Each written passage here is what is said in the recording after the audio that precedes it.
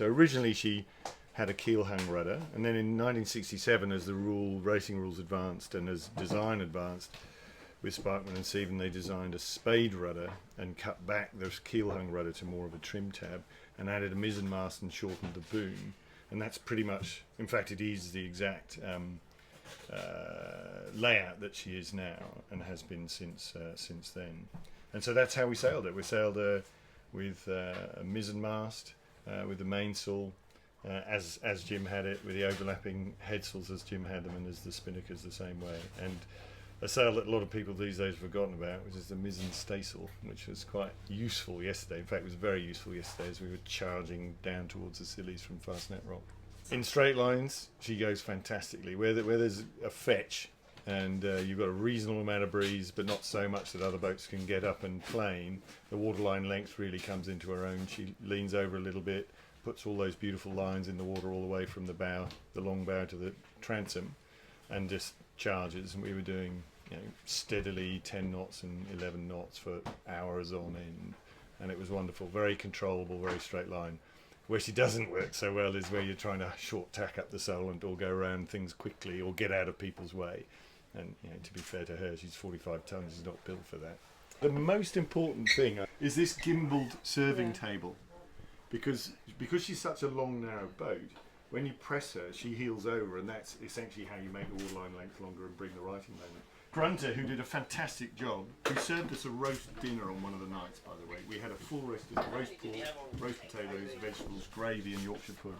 He would have them all laid out on here at extreme angles, and he'd be belting in here, lay the plates out, hand them out, and we had fantastic food. But this gimbal table is original, and as I said, you couldn't serve a full racing crew proper food without it. Again, this is a real benefit when you're at sea, having a doghouse that you can protect the standby watch from.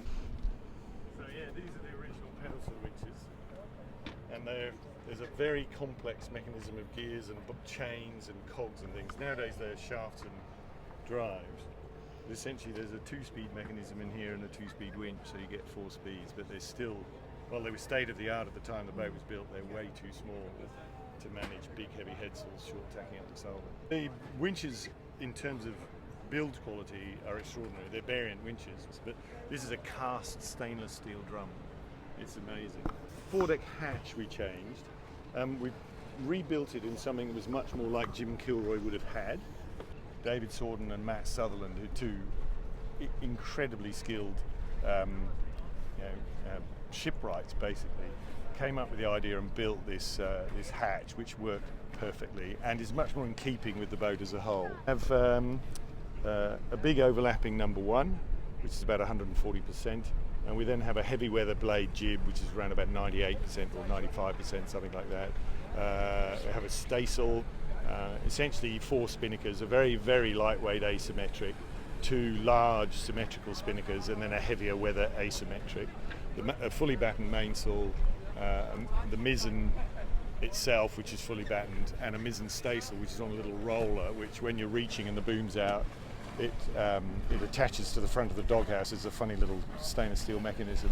Having all those sails up in 14 or 15 knots of breeze, having all of them pilling hard and having the boat sailing along at 10, 11, 12 knots, I think was our secret weapon. We've only had her for just over a year, and this is, we hope, the beginning of a multi-year project to do many of the ocean races that Jim Kilroy did.